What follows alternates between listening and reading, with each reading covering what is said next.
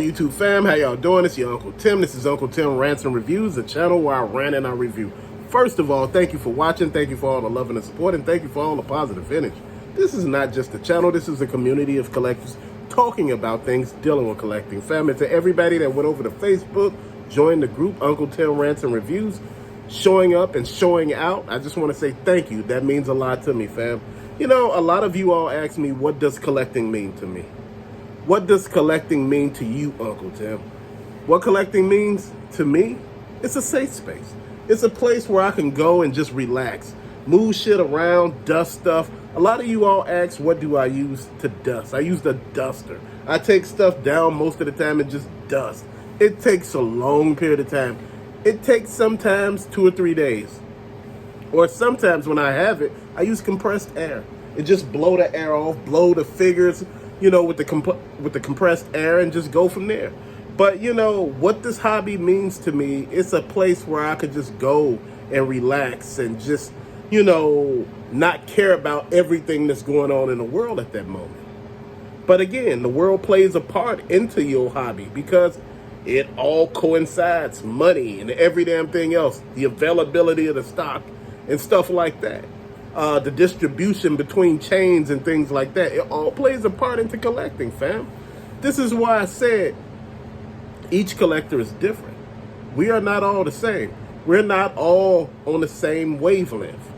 We change each and every time. You know, either we find stuff or we don't. And if we don't find anything, we may change then. We may not want to do this anymore if we're not finding anything. What this means to me, I get a box that I found out in the wild that I was looking for, you know, and I'm looking at the figure like, man, you know, I'm envisioning where could I put it? You know, I'm thinking, you know, all the accessories, where I'm going to put them at, because, you know, I don't display stuff with a ton of accessories. I'm thinking about the actual shelf space. I'm thinking about where stuff go and how would I fit this in there? How would I move stuff around, reconfigure stuff to make it look appealing to me? Not anybody else, but to me. It got to work for me because, again, this is my collection. It got to work for you, fam. And that's what I'm looking at. You know, each time that I buy something, I think, how could I envision it into my collection? Like I was telling you about the Technodrome. Like I told you before, I got the Castle Grayskull up here, Snake Mountain, and Bowser's Castle. And I was thinking to myself, maybe I can move Bowser's Castle over a little bit, Castle Grayskull a little to the side, Snake Mountain, and slide the Technodrome right up there. You know, like I said, once I get all the pieces together for it, you know, I was thinking about, you know, the unboxing of some of these figures that I got here to put them up. Like I said, you know, it means a lot to me because these shells are ever changing. You know, you remember the Silverhawks and the Thundercats were right here. I moved the Thundercats back up. This is the Silverhawk shelf. Like I said, I got some better, you know, well, you know, thought of stuff that I want to do. I want to also get some flight stands where I could display like the Silverhawks actually flying. It will make a lot of sense. That's what they do. Then, you know, I got the chair coming for this figure, Monster, for he could sit in. You know, that's where he sit before he transform. I got an extra figure coming, and that one would just sit there. And fam, you know what? It gotta be fun for you. It gotta work for you. It gotta look the way you want it to look. Again, your hobby is your you time. That's your guy time. That's your geek out time. That's your nerd time where you can go and just be yourself and just have a good time for as long as you can. You know, sometimes it may be the most when nobody home for about 2 hours, 30 minutes, 15 minutes. When people go to bed, you got like 10 minutes or 15 minutes. Man, it's your time. Enjoy that. You got to make every second of that count. You know, it's like when I buy a pair of shoes. What I do, I open a box. I look at the shoe. I pull the shoe out, smell the shoe. I don't know why I smell it. I smell the inside of the shoe. And I'm thinking to myself to see if anybody have worn these shoes if they're brand new. If they pre-owned, that's different. You know, even pre-owned shoes, you want to smell them still. I'm just being honest. You still got to give them a thorough washing on the inside with pre-owned shoes, fam, because, you know, people, again, not everybody tidy or hygienic. So you got to keep that in mind. You know, a lot of stuff that I've been investing in, looking at, um, checking prices on. My hobby includes some everything. I check the prices on stuff. I keep a detailed list of what I'm looking for, and if it happens to pop up, I buy it for a reasonable price. If it's too expensive, I just hold out on it. Again, at the end of the day, I think, just to be honest, Quicksilver and Monstar Armored are the only ones out of that line so far that I paid full price for, because they were on pre-order.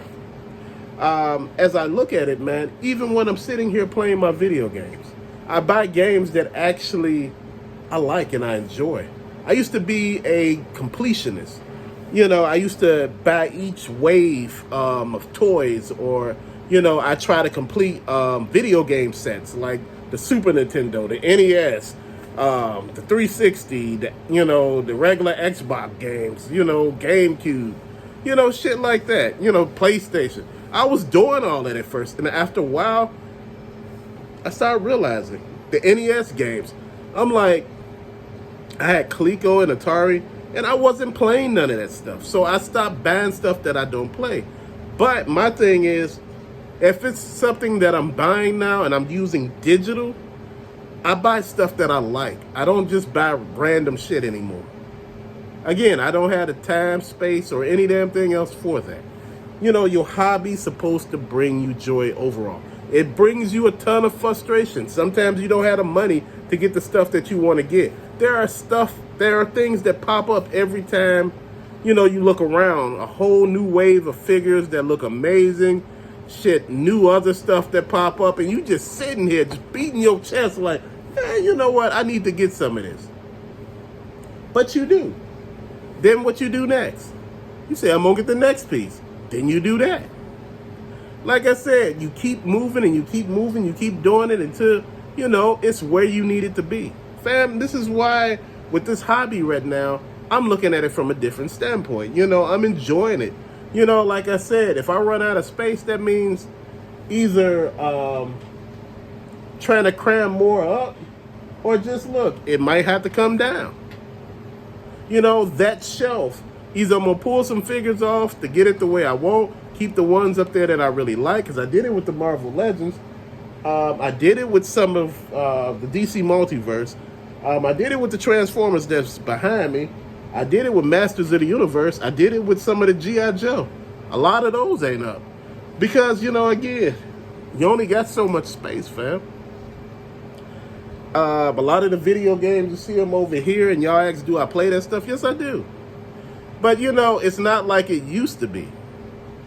Do I read my comic books? Yes. It's not like it used to be. There is a give and take, an ebb and flow with your collection. When you collecting, fam, it's like you all in. But the thrill for most people is when they open it. Either they open the big box that it come in, that is sent to you, and they okay and keeping it in the package like, okay, I got it. It's in the package, I'm going to do this. Oh, no, well, it comes in this package. I don't know how I'm going to do this. It's not display worthy. You're looking on the side, it ain't really what you want. You want to see the figure. And fam, I understand that. And this, now a lot of people are opening up figures because they're like, hey, I can't see inside of it, so I want to open up and make sure it's there.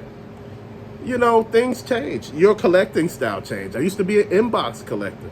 I used to have them displayed across the wall in my last place. They were displayed all the way around, coming off of thumbtacks, not thumbtacks, push pins. The push pin used to be in the wall, and the little hook used to be on it, and then you see it going all the way up and down, all the way around. Then on the shelving units, it used to be video games. Fam, then, I had computer stuff on there, because I was getting off into computers. Man, things were changing really quick. And this is why I'm saying hobbies change over a period of time. They evolve. The person who collects start evolving because they start getting into different things. And that's a beautiful thing. That's one thing about this hobby that changed.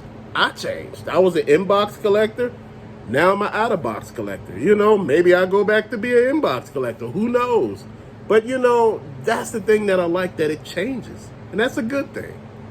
You know, your style of collecting, your style of looking at the situation, like I said, everything plays a part into it. If you like to go to the store and love the thrill of the hunt, you love to see what they got new on the shelf, and you looking and, you know, you finding stuff and you feeling good about it. You bringing it home in bags.